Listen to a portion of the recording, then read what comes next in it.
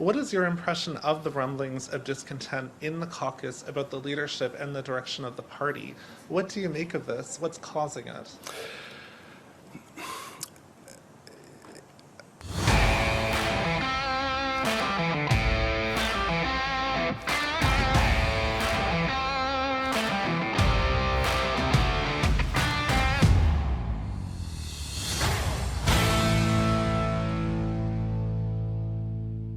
As expected, Steve Mackinnon was appointed to Minister of Labour and Seniors today after Seamus O'Regan had resigned. And let's just say he's doing as great a job as Freeland when addressing the media. Let's take a look. Marika Walsh with the Globe and Mail. Congratulations, Minister. We've heard from many Liberals over the last weeks, both privately and publicly, calling for the government to make significant changes either to cabinet, to the administration, the staff in the Prime Minister's office, or to the government's policies. But the Prime Minister seems to be taking a steady as she goes approach. Do you think major changes are needed? And if you do think so, what do you think they should be? This government, I think, has defined itself by its work on a daily basis for Canadians. I can think of, as I was talking about Seamus O'Regan, dental care comes to mind, a revolutionary and probably the biggest expansion of healthcare support in our history since Medicare. These are things that we acknowledge have come at a high rate of pace of change. These are also things that come as the world is in turbulent times. What we do every day is we wake up, my colleagues and I speak to a lot of my colleagues as well, and we are resolved to continue the work and continue on the path that we have set for Canadians. We understand, of course, there is nothing you can take for granted in politics. The honor of serving Canadians as their government is something that must be earned every day, and I detect a resolve among all of my caucus and cabinet colleagues to continue doing the work as we enter what will undoubtedly be a productive year, I think, a challenging year.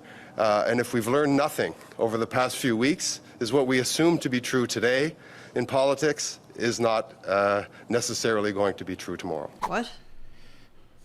Okay, I know this guy was just handed, a huge salary increase. And a lot more responsibility. But he needs to understand how he's coming across. He's coming across as very giddy right now. And that's not what Canadians are feeling. And when he says, oh, well, I think, there's evidence of how our government's doing, on a day-to-day basis. I completely agree with you, Steve. And I'm sure most Canadians completely agree with you as well. The evidence of the impact of your government is felt by Canadians everywhere in this nation every single day. The only difference is you think it's a positive one because the only thing that you can cite is dental care, which wasn't even your idea. And you can't talk about affordability. You can't talk about housing. You can't talk about food prices because all of those are disasters.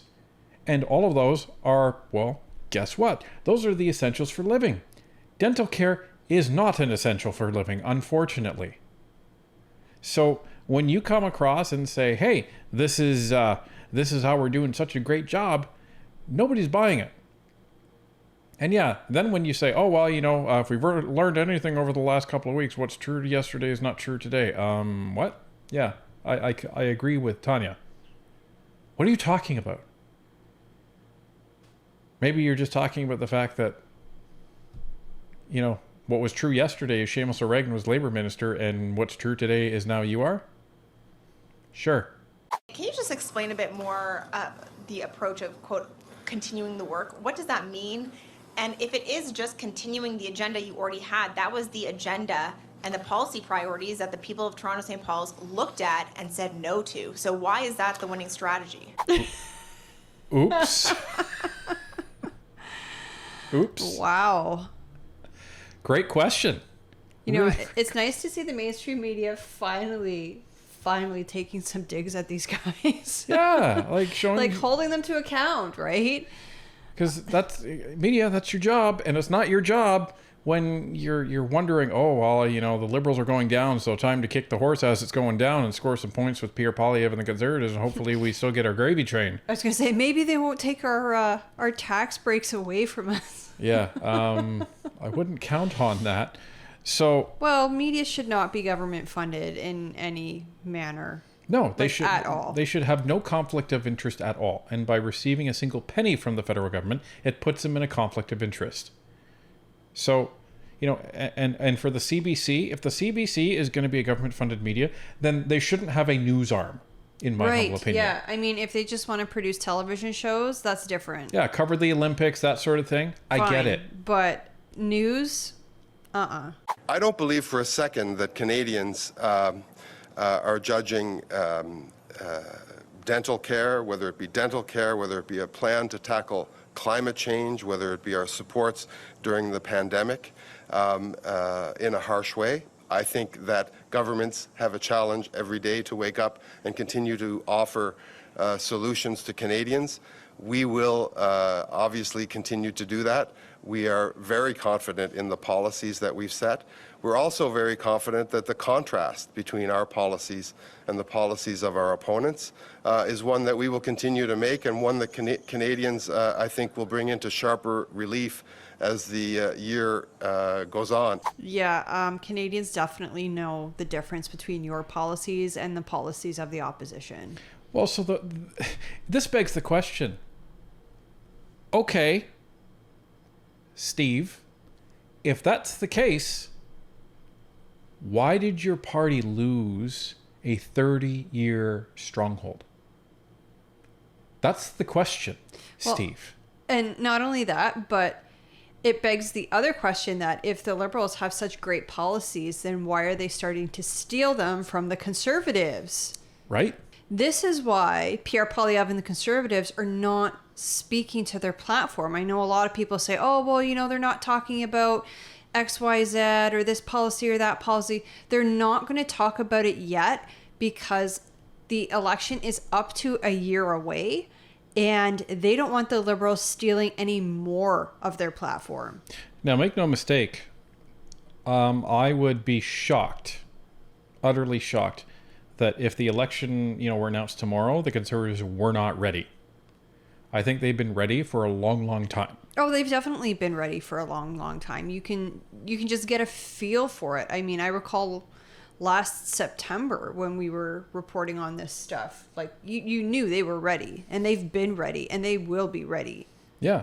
So, but back to Steve's comments, like, oh, well, you know, we think Canadians are confident in the policies that, you know, that we've been implementing. Then you wouldn't have lost a Toronto riding, and you wouldn't be 20 points down in the polls for the last 2 years. And you wouldn't have, I think it's up to 15 now, 15 Liberal MPs who are saying that they're not going to run again. Because they're not confident in the prospects of another Liberal government. So, not only that, they're not even confident they can win their seats again. right.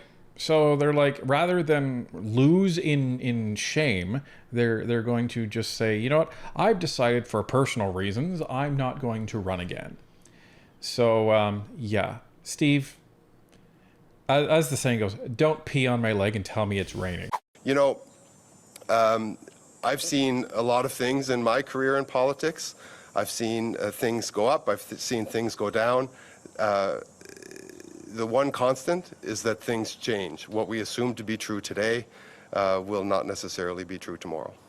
Just kind of building off of what my colleagues have already asked, it sounds like you're saying you don't necessarily think there needs to be any major changes. Can you confirm to us that there won't be any major changes coming to policy or cabinet or anything like that? What I can confirm is that I'm going to go to work this afternoon as the Minister of Labour and Seniors and give my very best effort on behalf of Canadians in that particular portfolio. I'm a part of a team as well, a team of caucus colleagues that wake up every day and try and do the work for Canadians. That work's going to continue. We are entering what will be a very challenging year, an interesting year, and a promising year, I think. And we all have confidence that the Prime Minister will guide us through that through that year, and that we will continue to offer Canadians the solutions that we've been offering them. You know, I know he can't really say anything negative right now, but like, Canadians are tired of the lies. Canadians are tired of the toxic positivity. Canadians are tired of being gaslit and told how wonderful everything is when our lives are harder than ever. You know what? I'm going to believe him. I'm just going to believe him, and I'm going to believe the Liberals. I'm going to believe what they say when they say, you know, we get up every morning and we work really hard for Canadians, and we're going to continue to deliver. And I'll believe what they say when they say that this is going to be a promising year, and we have faith in Justin Trudeau. I will believe everything from now on. Because what that results in is these people being the most unqualified, incompetent, and ridiculously appointed people in this entire country, in any occupation, in the history of employment. Because if this is what they actually believe, that they're getting up and they're doing a great job, then there's nothing else to say. I think what's worse than that is that there are many Canadians who will still happily vote Liberal because they're somehow unaffected by everything that's been going on. They're unaffected by increases in rent or mortgage or food prices or gas prices or anything else, really. I mean, or I just don't get it. Or they're just scared of that Pierre Poilievre guy.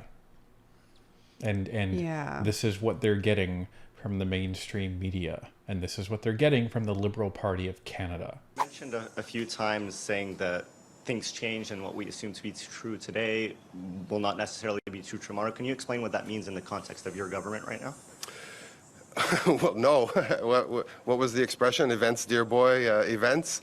The fact is that in politics, you can plan all you want. Things happen on a daily basis. I think we've seen a lot of them happen all over the world on a daily basis, even as we've entered the summer.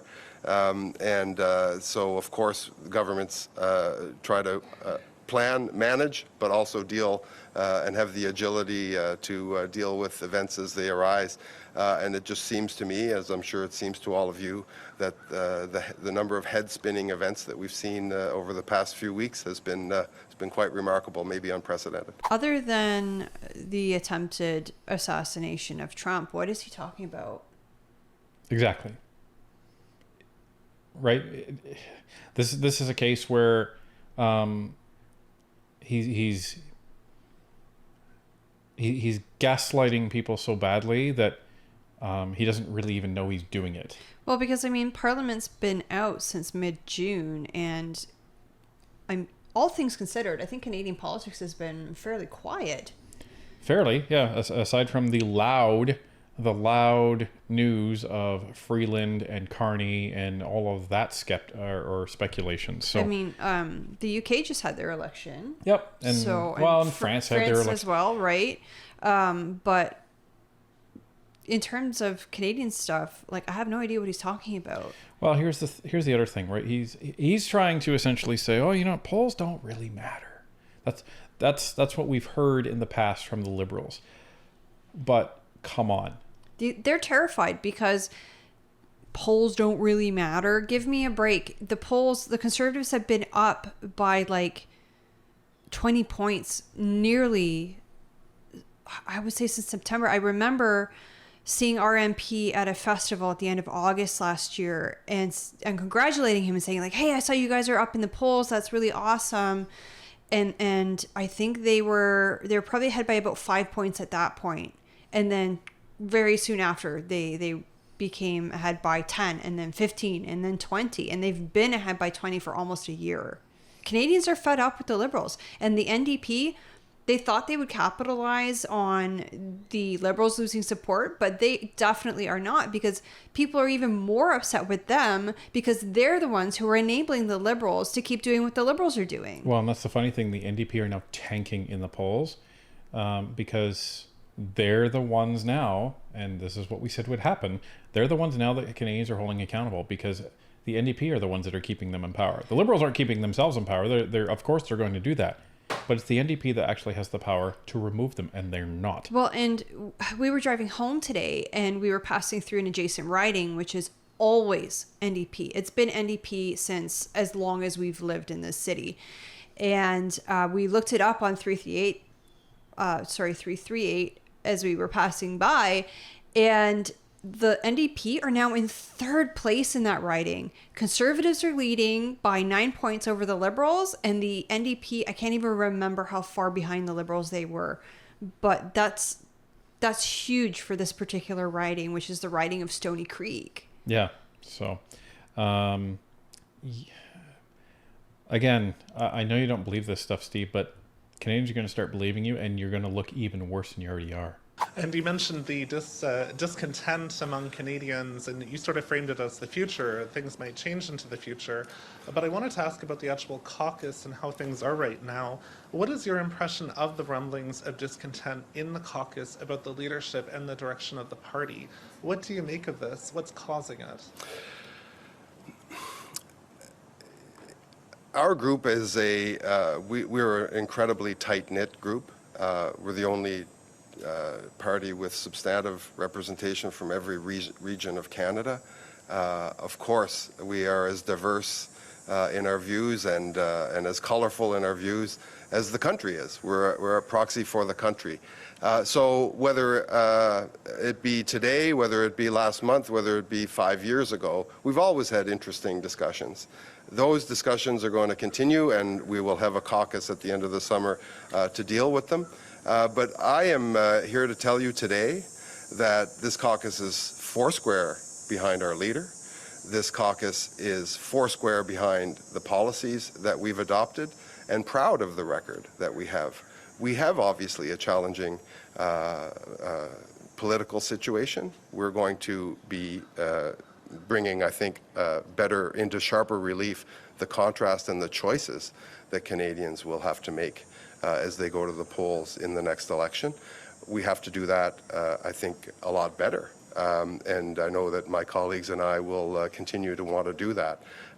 But this is a caucus where we are energetically looking forward to a fall and to another year in politics where there's a lot of opportunities for Canadians, and there are a lot of opportunities for... That they're behind the Prime Minister?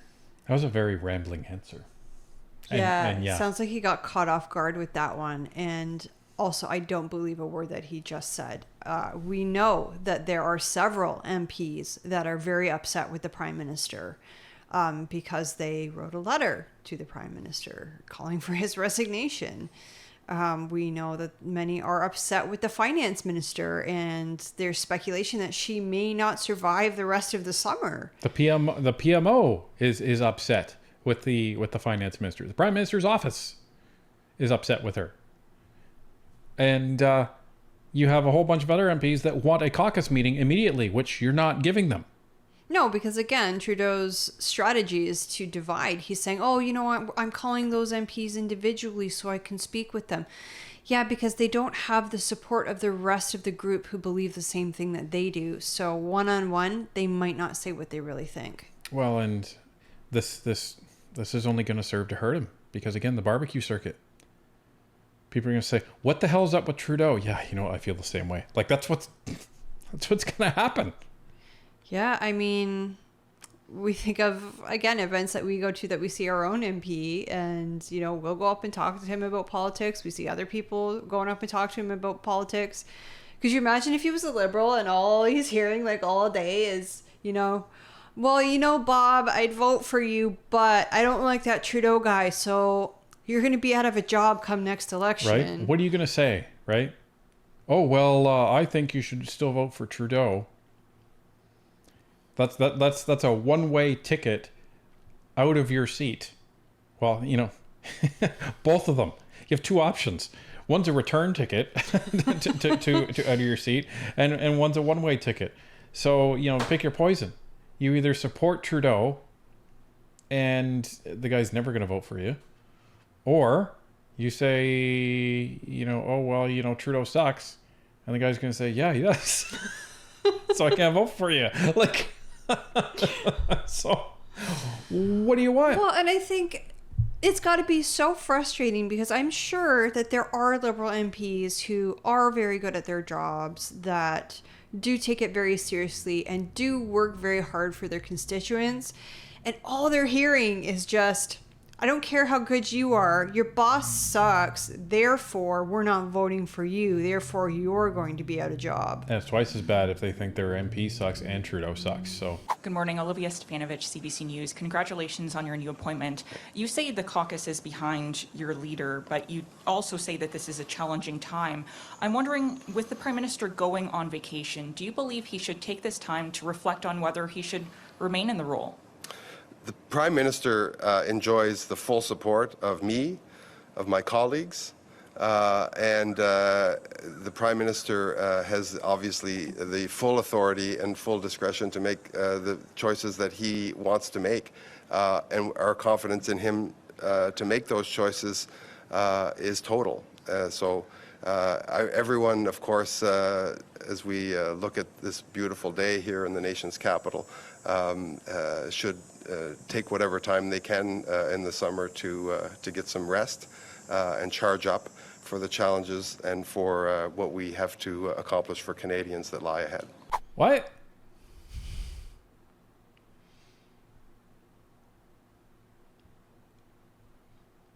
Did Freeland turn into Mackinnon? That answer is on par with, the Prime Minister is unhappy with you, Miss Freeland. What do you think about that? Canadians are great. That's what we're talking about here. Like that level of just, what was that? Like, yeah, you said that everyone's behind the Prime Minister, but you're also saying it's a challenging time. The Prime Minister deserves a vacation. And look at today. It's a beautiful day. We all deserve a vacation. What? I got nothing. So from what I've heard, most MPs will take a week, maybe 2 in the summer to spend with their family and go on vacation. And then the rest of the time, they're meeting with constituents, they're attending festivals and events, they're supporting their communities.